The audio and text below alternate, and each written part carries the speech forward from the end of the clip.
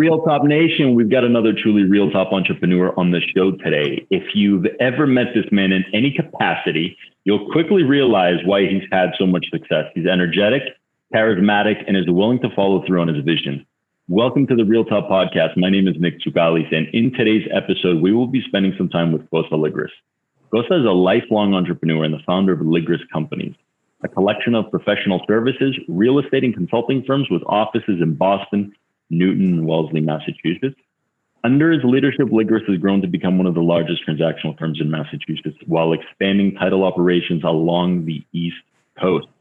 As of recent, Kostas has taken his real estate career to the next level and has co-founded Stvy, an absolutely amazing company that is revolutionizing the real estate industry nationwide and I'm sure worldwide. Guys, welcome. Kostas Ligris. Kostas, say what's up to the Realtop Nation, man. Hey, Nick, thanks for having me. Appreciate it. And hello to the Realtop Nation.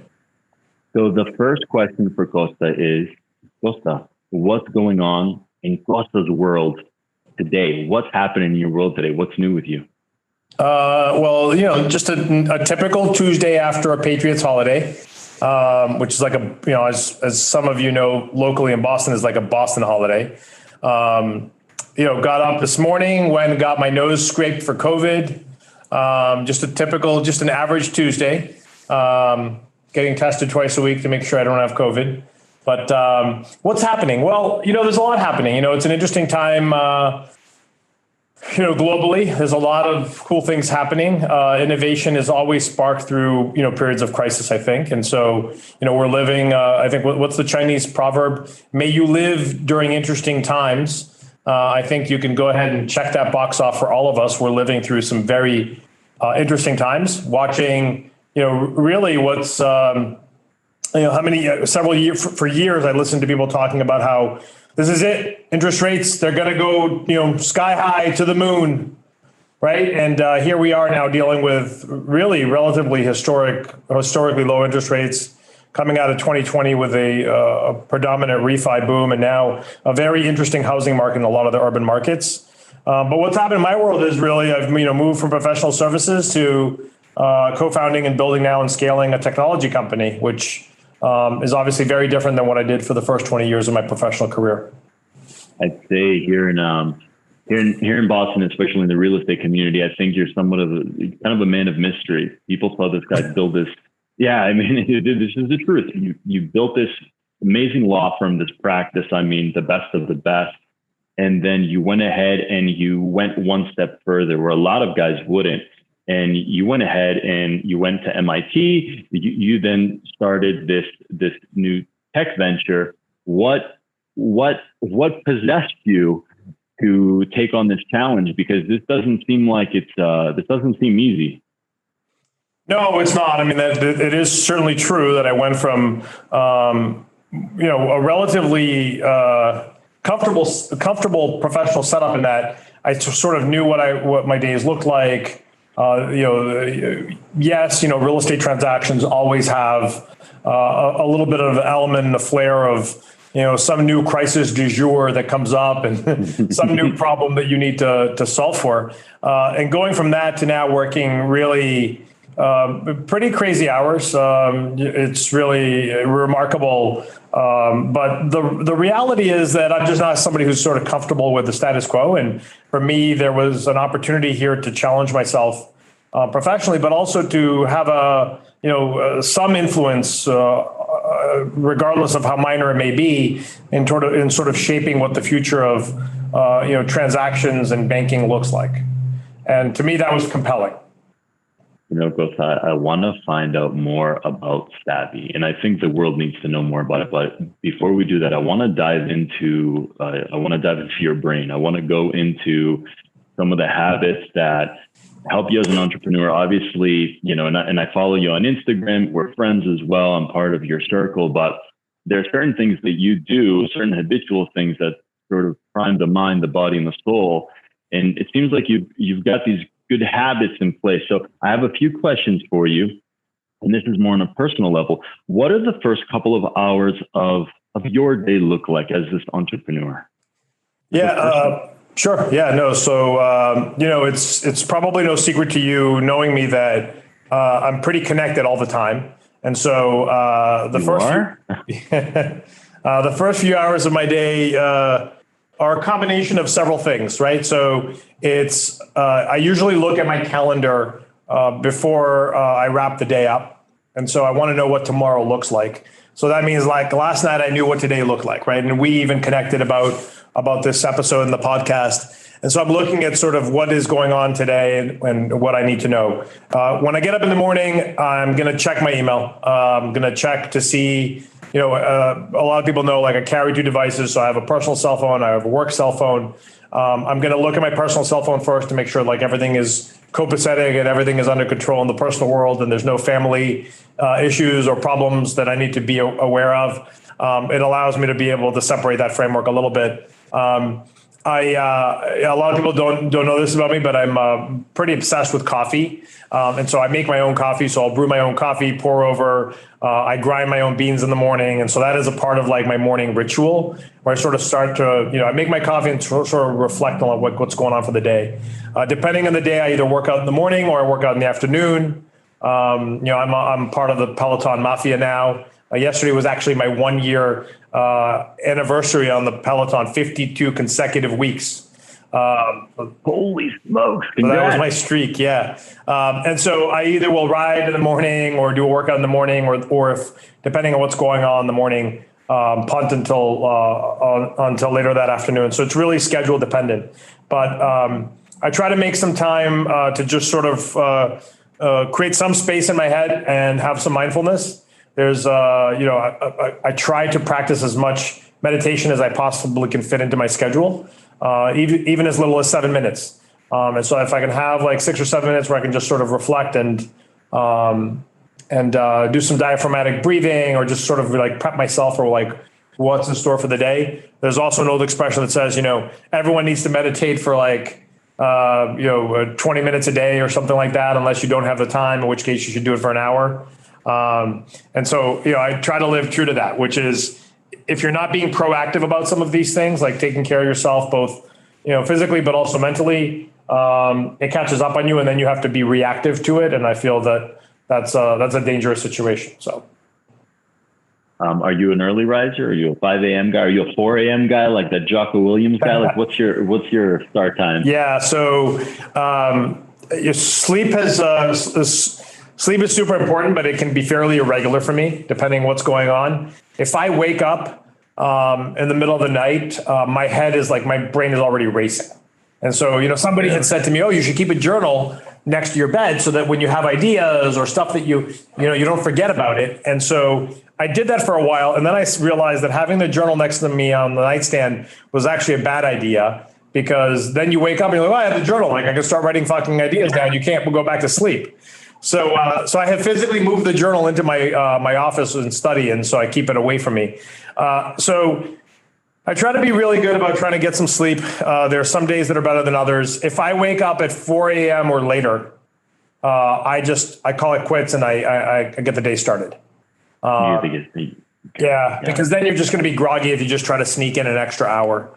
If I wake up before 4 a.m., I try to get a little bit more sleep. It's really hard. I feel like, I'm so excited about the stuff that we're doing, and I know we're going to touch upon that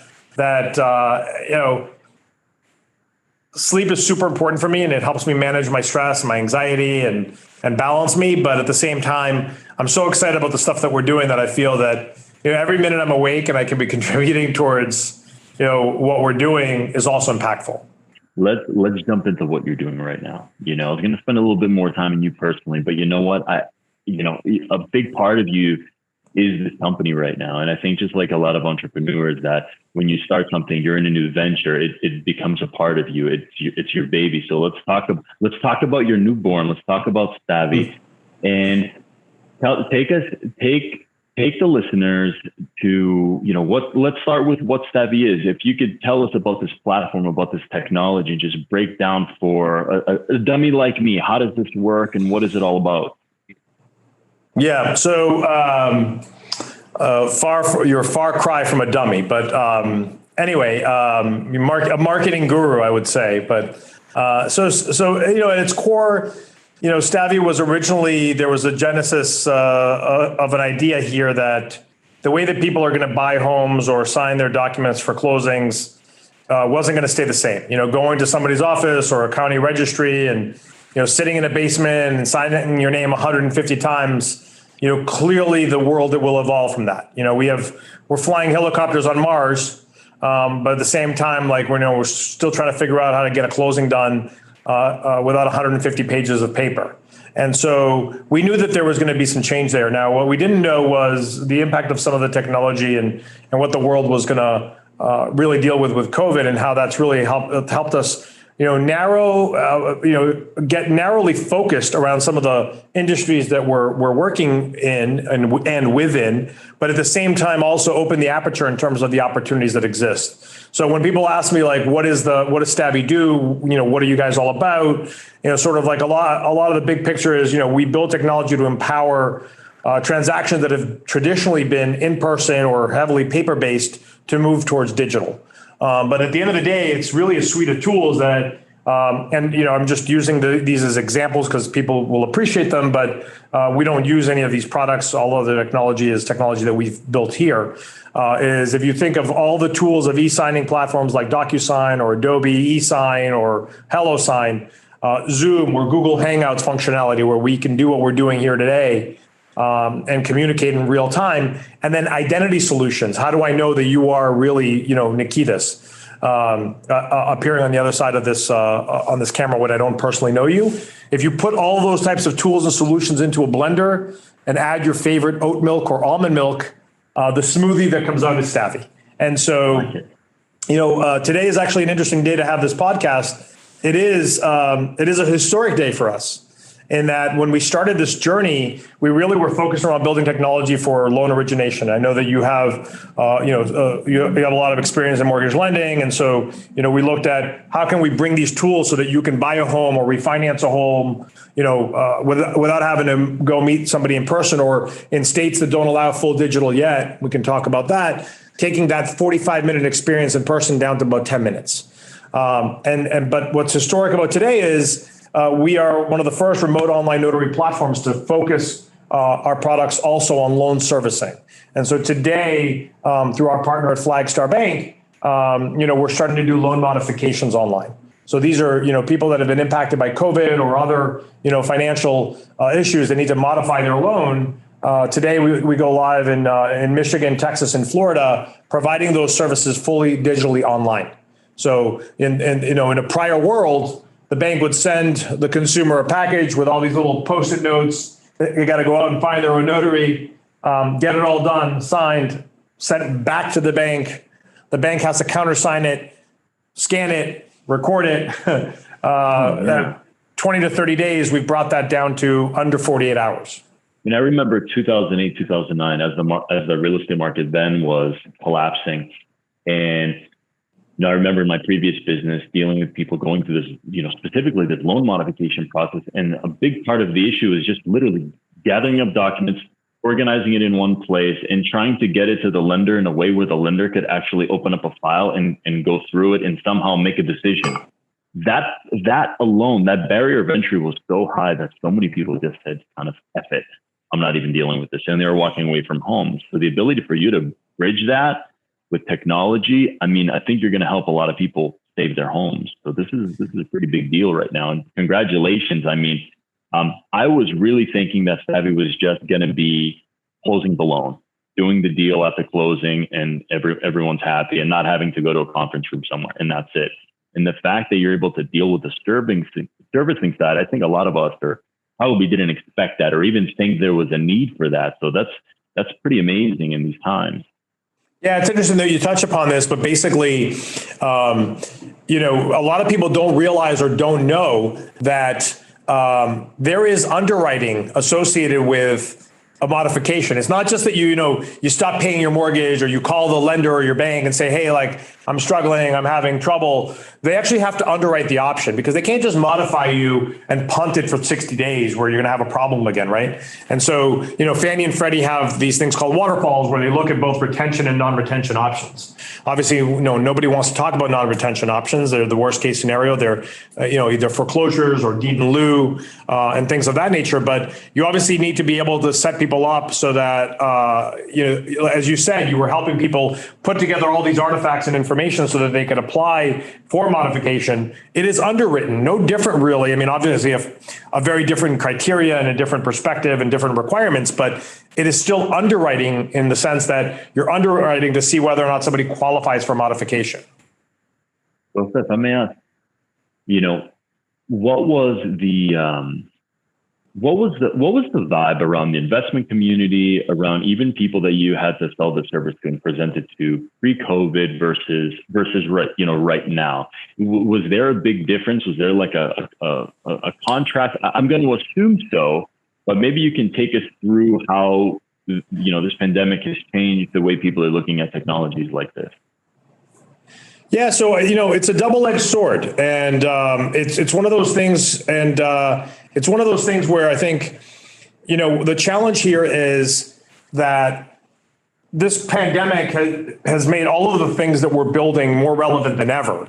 But at the same time, if you think about this from the perspective of lenders and banks and how long it typically takes them to adapt and purchase technology, there are challenges associated with that. And the pandemic has certainly made that a little bit more difficult in that you're asking them to allocate resources to look at the technology, look at the current state of workflow, and what the proposed state of workflow is, assess you as a vendor, do their security and due diligence on you, and then have to put the resources internally to train, implement, deploy. There's a process around that, and I think people don't realize that with historically low interest rates, with PPP loans, with borrowers struggling on the commercial side, on the residential side, with a whole host of other credit facilities that banks offer, stress testing in the beginning to figure out like how bad can things get with this pandemic and what does that mean for our organization.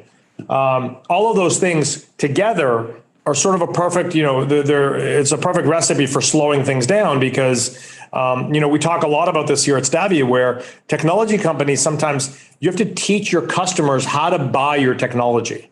Okay. And that is something that I think, people don't always, it just seems like, well, this is great. These tools are awesome. They're going to save money, increase transparency, increase security, make it easier. But the challenge, I think, especially in the mortgage industry, is the mortgage industry very often is either in one of two modes, very binary. It's feast or famine, right? And when it's really, really busy, we don't have time to help ourselves. All we think about is how do we get as much of this closed as possible? When things slow down, we immediately freak out and like, oh my God, it's going to be slow forever. And we're in trouble. And like, what's going to happen? How are we going to pay our bills? And that applies, I think, to realtors, to loan originators, to title and settlement companies, everyone in the food chain, where we have this reaction because it's human nature to think of like worst case scenario. And we see it in marketing a lot, where companies will reach out to us and they'll say, I need to be doing marketing. And I'm like, why do you need to do it right now? Why are you reactive today? What were you doing last year? I was busy. I was killing it. Maybe you should have been doing it then. Maybe you should have been proactive. Now you're being reactive, and now it's just going to be that much more difficult. And you're going to be, kind of up against the corner. Cortisol is going to be rushing through your blood, and you're going to be stressed out. And you're not going to be able to get creative and make great decisions, and so on and so forth. Right? It's a snowball effect. Kosta, with Stavvy, when did you guys actually start the company? When was your start date, and how has it evolved in terms of like the number of people you started with? Well, what did the team look like then, and what does the team look like now? Yeah, so technically the company started when we created the company, which was at the very, very end of December in 2018. But really, the company didn't start really coming together until 2019, when my co-founder Josh and I met at Sloan. We were both in business school together. Josh's background is all technology. He's been writing code since he was 10. His background is in cybersecurity, fraud, and abuse. So he had stood up the computer crimes division of the Maryland State Police. He grew up and down in Maryland. And then he stood up the Data Privacy Information Protection Office of the Internal Revenue Service. And then moved into technology, into the private sector, and was the chief information security officer of a company called Rapid7, which if you've been to the new Boston Garden, if you will, like the front of it, you'll see they've got a massive presence in Boston. They're an iconic cybersecurity company, and he ran security for them. And so, Josh and I were chatting a little bit about what the current status of the world looked like back in 2019 when I was sort of pinging and trying to find somebody to come on this journey and bring the technical side of the equation to the company. And in a traditional, in a normal world where there isn't a pandemic, my brother has a big Christmas Eve party. I think I've seen you there a couple of times. So I invited Josh, and he came. He was there with his kids, and we were just sort of hanging out in the kitchen talking. And what was interesting was he had recently bought a home, and he talks a lot about this, which was the process from when he had bought his last home before.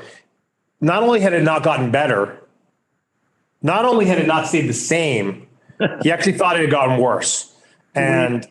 And so, where you see those types of opportunity, I started sort of pushing him on like, well, you can be part of the solution, right? And so he was very happy. He was at the time the chief information security officer of a company called DigitalOcean that recently went public.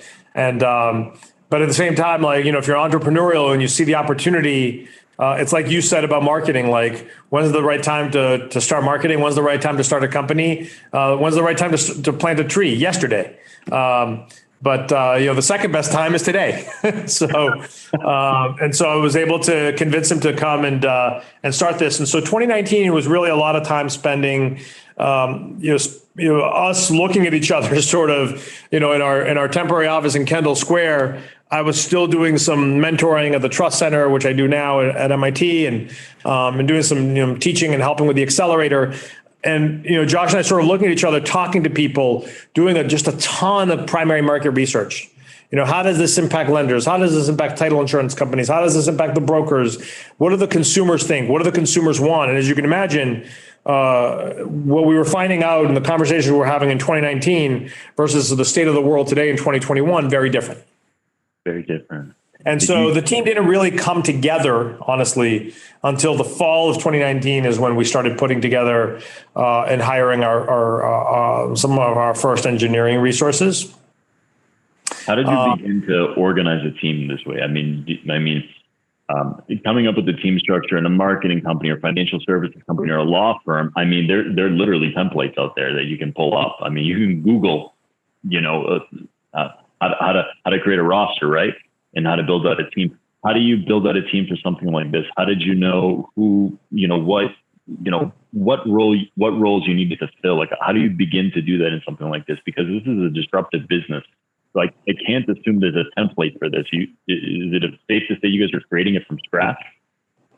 Yeah. So, obviously for us, we were very engineering heavy in the beginning. We hired engineering talent. And so what that means is, when you're trying to put this thing together, you look, and then of course there's the subcategory of that, which is there are back-end engineers, there are front-end engineers, there are full stack engineers. And so we looked for people that that were the right culture fit, that understood the vision of what we were trying to build, understood that they had to be willing to be able to pivot, take feedback, work off of it quickly. And so some of our early hires were engineers that we met through the ecosystem in Greater Boston. Josh and I have always been excited about building, a technology company based in Boston, a true Boston-based, Boston born and bred, a company. And we are still living true to that, despite the fact that COVID has obviously accelerated some remote hires and some of the other verticals. The majority of our engineering and product team is still based in Boston. How do you do that? For us, it's pretty simple in that, Josh has built larger technical teams at larger technology companies and organizations. And so, there was a lot of conversation around, okay, well, when is our first product hire? For us, we hired user experience and design early because we feel that it's really important that software is easy to use. Elon Musk has famously said, and it's on the wall here at Stavvy, that if your product requires a user's manual, it's already broken. And we believe in that, right? And so we want to make sure that this technology that we're building is intuitive, is easy to use, easy to understand. But for us, ultimately, it really revolves around culture. And so as we've continued to scale the team, you asked, there were 4 or 5 of us pre-pandemic. I think we just hired 30 something. I don't even know now. We actually, our first engineering hire this week without Josh and I interviewing this person, which is an interesting sort of, place to land, because now we have people that we trust that and there's a process around that. But we're really obsessed with building culture. And, the old saying, which I'm sure you've read and heard, culture eats strategy for breakfast, is true. And so if you hire people that understand what the mission is, that respect each other, and you build an environment where people come with different opinions, are curious, are not afraid to, ask hard questions, are brave, you build basically an ecosystem that allows smart people to come together and experiment and ask the right questions, and build a process that, that builds something special. And that's what we're working on. So with that type of culture, do you invite your team, your employees, your staff to challenge you on things? Is there an open door to, hey, I don't like what you're saying, Costa. I think we should do it better and we should do it this way. Is there a forum for that, or is it that's just the general vibe of Stavvy? No, I mean, it's not about having a specific forum. It's about the fact that Josh and I have said from day one that we have an open door policy. It's the fact that, I think that you see a lot of companies that build a tremendous amount of middle management. And so, how do you keep that, slim, right? So that it doesn't matter who you are in an organization and what your functional role is. I want you to have a seat at the table, and I want you to be able to, it's not about saying hey, Costa, you're wrong, but it's really about, hey, how can we look at this differently, right? And so in the beginning, I think it's challenging for me as somebody who is a subject matter expert, but not an engineer, to push back on why can't we do this faster? How do we, how do we do this without creating noise for the team? And so it's really a function of just culturing an atmosphere where differing opinions based on diversity, and diversity not necessarily just in the traditional sense of diversity and inclusion, but also diversity of experience, right? Coming from small companies, coming from larger companies, coming from academia, coming from professional services. How do we, those are all very rich resources. How do you make sure that none of that is lost through a paradigm of hierarchy or bureaucracy or red tape or any of that bullshit, right? And the way you do that is you make it really, really comfortable for people to ask questions, to be curious, to experiment,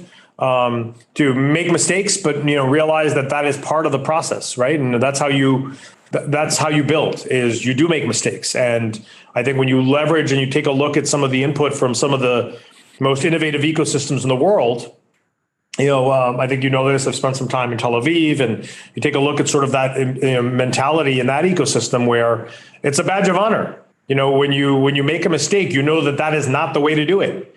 It's not about preventing mistakes. It's about preventing the same mistakes over and over again, right? And so, how do you learn from a mistake? How do you learn from a failure? That's what we want to really encourage.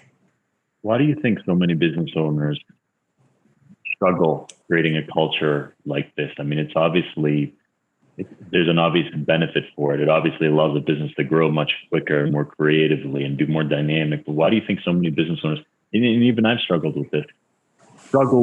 What do you think we've got some preconceived notions of what a founder, a CEO, or a entrepreneur is supposed to be? We're the kings of the world. What do you think happens to a lot of business owners, and why this usually doesn't happen? It's new. Well, so the short answer is that not having a plan is a plan, right? Okay. And so if you go around the house right now and you shut all the thermostats off, the house will get to a temperature. Great point. Right. And so if you decide that you don't want to have an influence in your culture, which means that you don't talk about it with people that you're recruiting, it's not part of the, and it's not just about talking the talk, you got to walk the walk, right? Which is you could talk about it when you're recruiting, but then you have to hold yourself and others accountable, which means that if you see somebody crossing those boundaries and being disrespectful or not allowing, those elements of, safe experimentation and open-mindedness and opinions to be shared, and you see that being blocked, or you see cliques and obstacles, or contrarian opinions to that philosophy of starting to create, and you do nothing about it, then you're promoting basically a culture to develop on its own, which is, the temperature will get to whatever, the exterior temperature is, and all the influences associated with the property, including but not limited to are windows open or doors open, insulation, like all this stuff. These are data points and they affect culture. And so I think that, it's not just about having the conversation early, but having it often, making sure that you don't just say that you have an open door policy, but you actually have an open door policy. You don't just say that, we're going to have ask us anythings, or an AMA, ask me anything every couple of weeks, and then cancel it because you're too busy because something else came up. If you cancel it because something important came up, then you have to make sure that you put it back on the schedule and that you answer these questions in a transparent way, and that you're not afraid to be vulnerable. And I think that business owners struggle with it really because of one of two things. Either you struggle with it because you're too busy doing everything else that you're not making time for it, right? Or you don't think that it's important. And the result is still the same. A culture will evolve.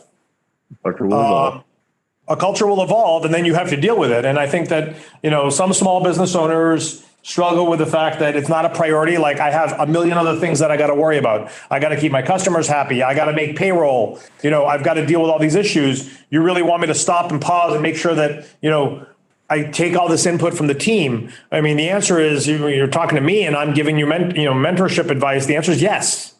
Because then you sit there and you scratch your head 2 years later, like, why is this person leaving? Like, I don't get it. Like, they were so excited to come here. And so, and that's part of the culture, which is, we talk a lot about why do people leave? And one of the reasons people leave is that they're no longer challenged, they're no longer excited about what's going on. And if you don't create opportunities for people to grow and develop within an organization organically, then they're going to go find that somewhere else. And so the best example of that is, like, if you said to me 5 years ago that I was going to leave a place where my name was on the wall, I'd think you're crazy. But I had, it had run its course. It wasn't challenging anymore for me, right? It wasn't stimulating me.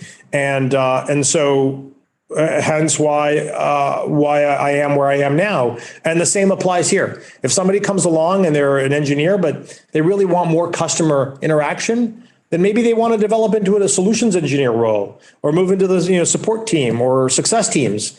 If you don't have ability for people to do that internally within your organization, they will go and find that elsewhere. They're gone. They're gone. Yeah. They're out. Kosta, you mentioned something earlier that I found was pretty interesting. One of the maybe not a challenge. I don't know if you use that exact word, but with Stavvy, you're a disruptor right now. I mean, for sure, there's no question about it, and that's a given. But you're having to educate a lot of your clients on how to use your software, how to use your solution. Actually, I should say that. How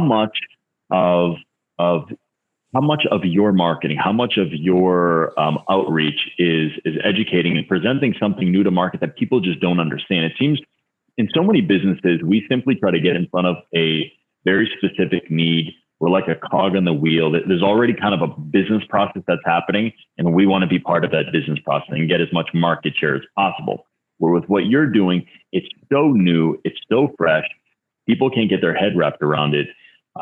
And you're having to present to these banks this new solution, this new way of doing business. How much of that are you doing, and how are you doing it? How are you getting in front of them?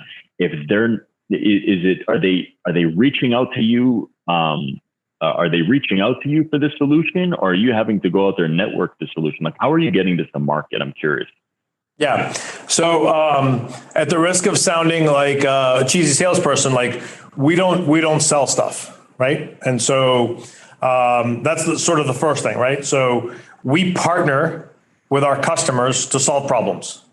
And so when you think about it from that mind frame, that means a whole host of things, right? So when Flagstar Bank started talking to us, we were anxious to put technology in front of origination, in front of, mortgage fulfillment.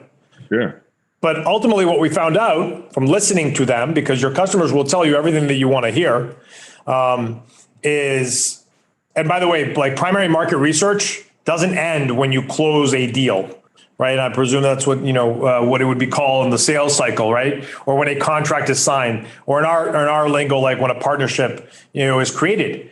It doesn't end, because you have to watch, what your customers need and how things have, evolve. The biggest challenge always is the status quo. Now, the status quo doesn't always mean you're replacing a current partner or provider. Sometimes it means like you're literally replacing like a paper checklist in terms of technology. And so for us, it's a process that starts with finding organizations that we think can benefit from our solutions, where there's value creation, and value creation comes in a lot of different forms. In some instances, we're saving the money. In other instances, we're creating a more transparent environment. In almost all instances, we're creating a more secure place to interact. Because we believe that email is a great tool, but it's dangerous, as you know, especially in the real estate world. And so, it usually starts with a call where we really just talk to them about, okay, like, what are the things that you're doing today? Where do you already know that there's gaps and problems or pain points in the process, right? And really understanding that. And sometimes we have these calls with banks or lenders or title and settlement companies. And I have been on a call where we have collectively as a team said to, the prospective partner, we're not the right fit for you. Like, you're going to spend too much time, energy, and money implementing us, and you're not going to get enough, juice. That's not going to be worth the squeeze. Really? And I can tell you right now that when you're talking to a financial institution and you look at their current workflow and their volume and how they're doing things, and you actually have that honest conversation with them about, look, like, we're not going to try to sell you something you don't need. It creates a level of trust that is just really hard to beat out. So as they scale, as they grow, as new pain points come up, you become the source that they come to talk about, strategies and solutions that may exist in terms of automating that or leveraging technology. Small banks, for example, that have a very small, residential lending footprint. When you look at some of like the technology that we've built, it may or may not make sense to them. And so, I'm not going to try to sell somebody something that they don't need. It makes no sense. Then we're not a partner. Then we really are just another sales function within an organization. And so, this, you've worked at various, financial institutions in the past. The process may look the same in terms of like what you're selling and what that experience looks like, but how the sausage is made looks very differently from one organization to the other. And the types of tools that they've, designed either intrinsically, internally, or have bought, to do that varies. And so we're not a direct to consumer product. We're a B2B product, and it takes time and takes discovery. And how do those conversations start? They're relationships that I have through the industry. They are relationships that come about from institutions that have met with us and look at the product like, look, this may not be the right time for us, but I have a friend that's at this other organization and they could use you today.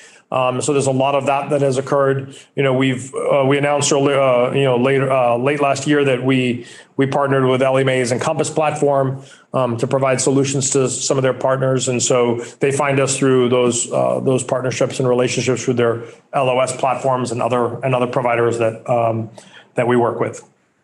Kostas, I love what you said. I love what you said about trust. In today's world, it seems to be the secret recipe. Just be absolutely the most brutally honest person, and you will create this magnetic force that is it's just, I mean, from a, as a sales guy, I can tell you when I use that tactic, and it's not even a tactic, it's just how you want to be. It makes you sleep better at night. You're putting people in the right solutions. Those that don't, they're not a good match. You're sending them somewhere else, or saying, hey, this is not a good fit. Something happens. There's a certain magnetic force you start to get where people want to be around you. They want to ride the trust highway, and along the way, there are opportunities. They'll come, but it seems to be the absolute secret to success. And for a lot of you younger entrepreneurs that are maybe watching this, that's something you should really pull out of this conversation right now. What Kostas just mentioned. I can tell you, if you can be brutally honest, if you can sacrifice short-term gains for long-term trust and relationships and building your network and just being an overall good person, you're going to find that opportunities are going to open up for you so much. And your world will change. It's a little tough to do. Sometimes employers, sometimes businesses don't even advocate it, but you got to take that initiative yourself and protect your reputation. Kostas, I know your time is valuable. You've told me your hourly rate too, so I know it really is valuable. I actually don't miss counting minutes. If you could take us, jump into the time machine, a year from now, 2 years, maybe even 5 years from now. And 5 years is a long time in today's world. Where is Stvy? Where are you? What does this look like? It's interesting. I was talking to somebody for a role on the marketing team here at Stvy. And they asked me a really interesting question, which was like, how would you define success for this role a year from now? Right? What would marketing success look like if you gave me this role a year from now? What would that look like? And the answer to that is the same answer that I'm going to give you now, which is, and it goes back to the common theme here of culture and people. So there's one metric that I'm obsessed with, which is a year from now, 2 years from now, 3 years from now, 5 years from now. I want Stvy to be the place where everyone in Boston wants to work. Or not necessarily just Boston. Maybe next year, maybe the next couple of years, as we continue to expand our footprint, we already are having like large presence of some of our new hires in other markets. But essentially, when you build an organization that everyone wants to be a part of, all the other KPIs fall into place. Because when engineers love what they do, and they're happy and they're in a place where they're building really meaningful things and understand why they're building it, see the impact in the real world, right? Not just a talking point, but literally starting today, we are helping people keep their homes from the safety of their home. That's a pretty compelling conversation, right? And so your marketing team, your solutions team, your people team, like everyone understands that there is a mission and there is virtues here that they are aligned with. Everything else falls into place because you get the best version of people when they are excited every day, when they hit the ground running, and they're doing what they're doing. And so that old sort of, saying that if you love what you do, you'll never work a day in your life. That's exactly the type of culture and environment that we look to build, because that's where you get the best out of people. I jot down my 1 year, 2 year, 5 year goals all the time. And I think I'm going to rewrite them. I took this down. I think this is remarkable. And you're right. All KPIs are going to fall into place. Thank you so much for being on the podcast today. Thank you for being a great friend and a great mentor. I appreciate everything as always, guys. Kostas Ligris, Stvy, check them out. Kostas, how can people contact you and the company? How can people be in your world, man? So Twitter is one way to be in my world. I tweet a lot and I retweet a lot of stuff about real estate and entrepreneurship and innovation, especially obviously fintech. So you follow me at K Ligris. And so that's one way to sort of, stay engaged. Obviously, I try to post a little bit more frequently on Twitter than I do everywhere else. Sometimes I'll write something and throw it on Medium or on LinkedIn. And so, feel free to follow me there. But it's Stvy.com. It's Savvy with a T. So, we put the technology into Stvy. And so that's sort of, you probably know a little bit more about how my nephew was named, we used to call him Stavvy growing up.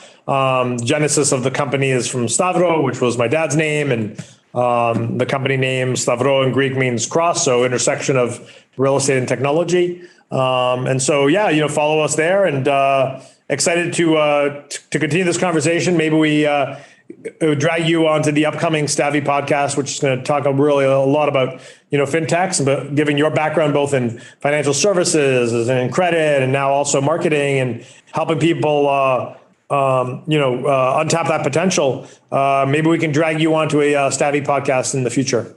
I'm always in. I'm always in. Whatever you tell me. You want me to sharpen pencils? Come back, Kostas. Thanks, brother. I appreciate everything, man.